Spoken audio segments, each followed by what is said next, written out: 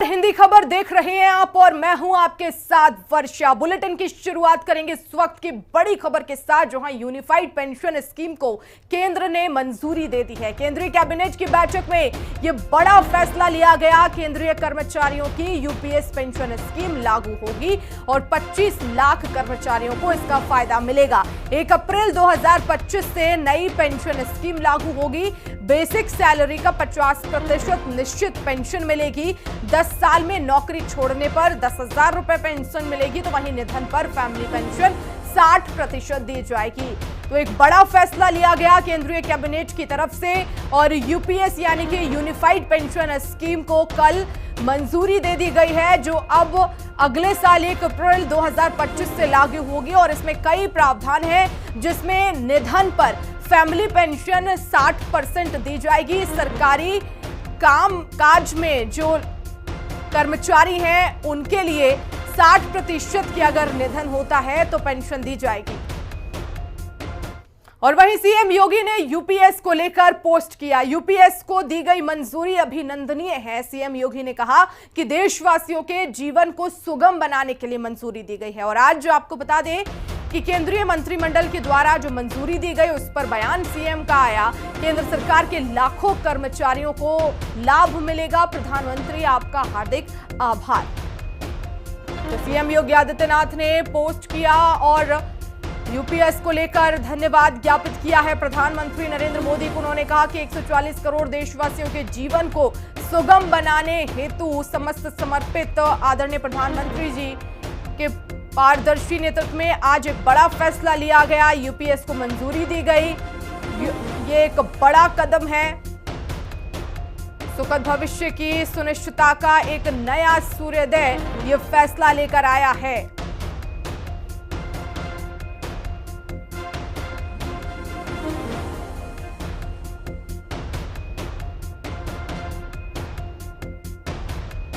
और इसी खबर पर ज्यादा जानकारी के लिए अलग अलग जगह से मेरे सहयोगी इस वक्त लाइव जुड़ गए हैं। समीक्षा चौधरी दिल्ली से लाइव जुड़ गए हैं, अशोक कुमार देहरादून से, तो वहीं निशा द्विवेदी रायपुर से इस वक्त लाइव जुड़ गए हैं।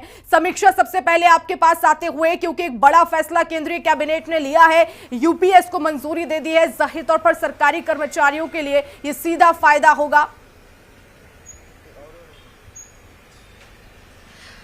देखिए, जिस तरह से पहले ओल्ड पेंशन स्कीम और न्यू पेंशन स्कीम में एक को चुनने का मौका कर्मचारियों को मिलता था, अब ठीक उसी तरह से न्यू पेंशन स्कीम और यूपीएस यानी कि यूनिफाइड पेंशन स्कीम को चुनने का मौका मिलेगा। 21 साल पहले अटल बिहारी वाजपेयी सरकार द्वारा न्यू पेंशन स्कीम लाई गई थी, जिसके रिफॉर्म को अब कैबिनेट में मंजूरी मिल गई है, जिसके अंतर्गत ओल्ड पेंशन स्कीम की भी बहुत सारी चीजें शामिल की गई हैं। तो वहीं न्यू पेंशन स्कीम के भी कई सारे बेनिफिट्स यूपीएस में शामिल किए गए हैं, जिसमें बेसिक सैलरी का 50% मिलेगा, 50% पेंशन के तौर पर मिलेगा। वहीं अगर कर्मचारी की मृत्यु हो जाती है तो तत्काल प्रभाव से 60% जो है पेंशन वो उसके घर परिवार या उसकी पत्नी को दी जाएगी। तो इस तरह के तमाम बेहतर प्रावधान करते हुए अब इस रिफॉर्म को मंजूरी दे दी गई है, जो कि 1 अप्रैल 2025 से लागू हो जाएगा। बेसिक सैलरी का जो 50% है, 25 साल की नौकरी जिनकी पूरी हो गई है उनको दिया जाएगा। इसके साथ ही अगर 10 साल की नौकरी भी कर ली है तो भी 10,000 रुपए प्रति महीने पेंशन के रूप में दी जाएगी। बिल्कुल अशोक, उत्तराखंड में आखिर क्योंकि बड़ा फैसला केंद्रीय कैबिनेट ने लिया, तो तमाम जो राजनीतिक दल हैं उनकी तरफ से क्या कुछ प्रतिक्रियाएं सामने आई हैं?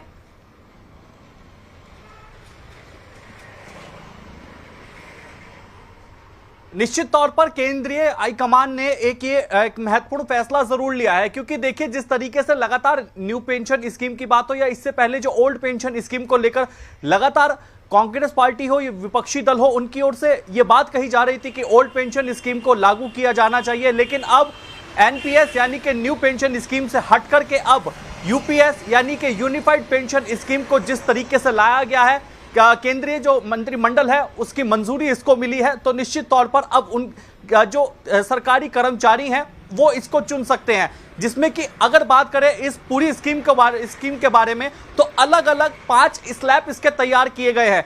जिस तरीके से जो बेसिक सैलरी है रिटायरमेंट के बाद 50% उस बेसिक सैलरी का मिल पाएगा और ये उस तरीके से लागू होगा, यानी कि अगर किसी कर्मचारी का रिटायरमेंट होता है तो उससे ठीक 12 महीने पहले, यानी कि रिटायरमेंट के आखिरी जो 12 महीने होंगे उसमें इस बेसिक सैलरी को इसको लागू कर दिया जाएगा। इसके अलावा अगर किसी कर्मचारी की मृत्यु हो जाती है तो उसको जब फैमिली पेंशन में कन्वर्ट किया जाएगा तो उसकी 60% की जो फैमिली पेंशन है वो उसकी पत्नी को मिलेगी। तीसरा स्लैब इसमें यह तैयार किया गया है कि अगर कोई कर्मचारी 10 साल तक अपनी सेवाएं देता है तो उसको 10,000 रुपए प्रति माह दिया जाएगा। तो ऐसे मिलाकर के कुल 5 स्लैब इसमें तैयार किए गए हैं। दूसरी तरफ पूरी जानकारी के मुताबिक सूचना एवं प्रसारण मंत्री ने भी जिस तरीके से जानकारी दी और यह आरोप भी लगाया कि कांग्रेस हो या अन्य विपक्षी दल हो इस मुद्दे पर राजनीति करने का काम करते हैं, लेकिन हमारी सरकार ने अन्य देशों के, यानी कि विभिन्न देशों के जो पॉलिसी, जो पेंशन स्कीम है उसका अध्ययन किया और एक समिति ने रिपोर्ट तैयार की। उस समिति की रिपोर्ट के बाद यह सुझाव सामने आया और इस सुझाव को बहुत बेहतर तरीके से समझा गया, हर तरीके से गुना भाग किया गया और बेहतर तरीके से जब ये परिणाम निकल करके आए तो इसको लागू करने का काम किया गया है। अब ऐसे में यहां पर अगर देहरादून की मैं बात करूं तो यहां पर जो कर्मचारी संघ है उसके कर्मचारी संघ की भी ये प्रतिक्रिया निकल करके सामने आई है कि जिस तरीके से इस स्कीम को लाया गया है पेंशन यूपीएस की, तो निश्चित तौर पर एक फैसला, ऐतिहासिक और महत्वपूर्ण फैसला सरकार की ओर से लिया गया है, क्योंकि लगातार देखिए विपक्षी दलों की ओर से ओल्ड पेंशन स्कीम को लागू करने का काम किया जा रहा था और खुद सूचना एवं प्रसारण मंत्री ने भी इस बात को कहा है कि विपक्षी दल इस पूरे मुद्दे पर राजनीति करने का काम कर रहा था, लेकिन हमारी सरकार ने विभिन्न देशों के जो पेंशन स्कीम है उसका अध्ययन किया। उस अध्ययन के बाद यह परिणाम निकल करके सामने आया, इस पर फैसला लिया और उसको लागू करने का काम किया। बिल्कुल जी निशा, छत्तीसगढ़ में आखिर इस नई जो यूपीएस स्कीम है इसको लेकर क्या कुछ प्रतिक्रियाएं सामने आई है? खासतौर पर कर्मचारी संघ क्या संतुष्ट नजर आ रहा है या इसमें कई और भी प्रावधान होने चाहिए थे? बिल्कुल वर्षा, अगर छत्तीसगढ़ की हम बात करते हैं तो सबसे पहले जो सोमनाथ कमेटी बनाई गई थी उसका जो उद्देश्य था वो ये था कि सुनिश्चित पेंशन जो है सेंट्रल गवर्नमेंट के जो कर्मचारी हैं उनको मिलना चाहिए, पारिवारिक पेंशन मिलना चाहिए और सुनिश्चित पेंशन के साथ ही जो मिनिमम पेंशन है वो मिलना चाहिए। वो इस कमेटी का उद्देश्य था और उसी उद्देश्य के साथ फिर से एक बार से एनपीएस की जगह पे यूपीएस का फॉर्मूला लाया गया और उसके तहत जो पेंशन स्कीम है वो शुरू की गई। लेकिन छत्तीसगढ़ की अगर हम बात करते हैं 4.5 लाख से ज्यादा सरकारी कर्मचारी हैं यहाँ पर, जो केंद्रीय कर्मचारी हैं जो काम करते हैं। और पहले भी हमने देखा था जब यहाँ पर भूपेश बघेल की कांग्रेस वाली सरकार थी तो उन्होंने एनपीएस जब विरोध हो रहा था उसका तो उन्होंने ओल्ड पेंशन स्कीम पर सहमति जताई थी और लोगों के लिए खुली छूट दी थी कि जो सरकारी कर्मचारी हैं वो अपनी मतलब अपनी इच्छा के अनुसार जो है वो एनपीएस या ओपीएस पर जो है अपनी सहमति जता सकते हैं और उसके हिसाब से उसका जो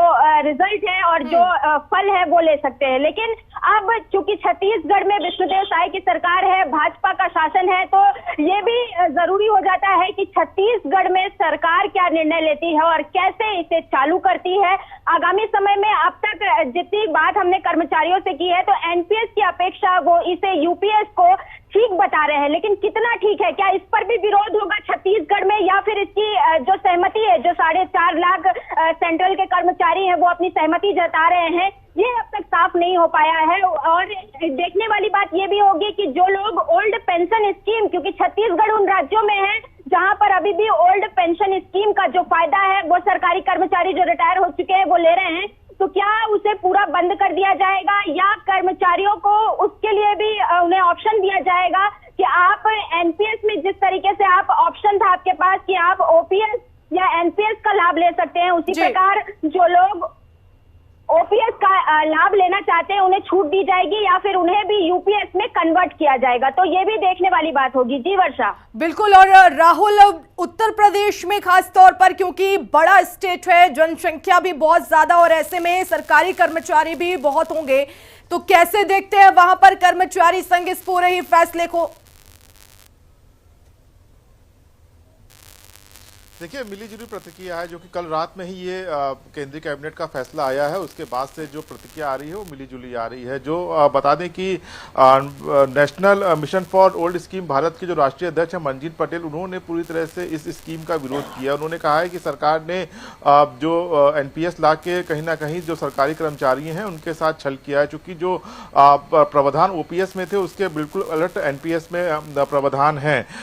सरकार उनकी मांग थी कि रिटायरमेंट के बाद जो 50% बेसिक सैलरी है और जो डीए है उसकी बराबर उनको पेंशन दी जाए, लेकिन जो एनपीएस है उसमें इसके बारे में जिक्र नहीं किया गया है। तो ये तमाम रिएक्शन आ रहे हैं अलग अलग केंद्रीय कर्मचारियों को, काफी लंबे समय से ओपीएस को लेकर विरोध प्रदर्शन कर रहे थे। सरकार के सामने कई दौर की बात हुई थी, लेकिन कल जैसे ही एनपीएस का केंद्रीय कैबिनेट ने मंजूरी दी है, उसके बाद जो कर्मचारी हैं उनकी अलग अलग प्रतिक्रिया सामने आ रही है और कहीं ना कहीं वो इससे खुश नजर नहीं आ रहे हैं।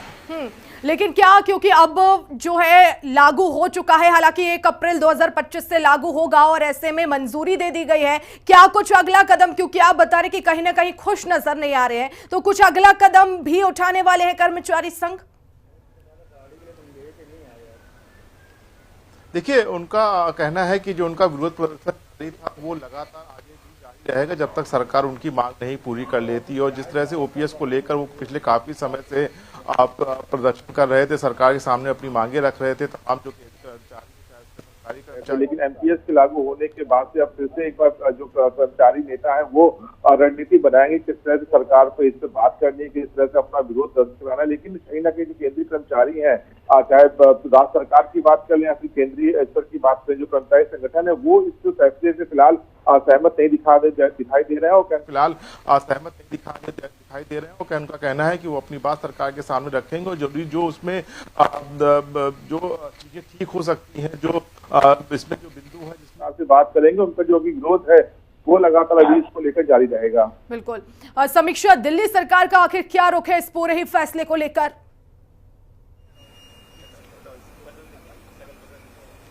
देखिए, दिल्ली में आम आदमी पार्टी की सरकार है और जाहिर सी बात है जब भी सत्ता पक्ष कोई भी रिफॉर्म लेकर के आता है, कोई भी बिल लेकर के आता है, तो विपक्षी हमेशा उस चीज का विरोध करते हैं। फिर क्योंकि देखिए 23 लाख कर्मचारियों को यूपीएस का सीधा सीधा फायदा मिलेगा।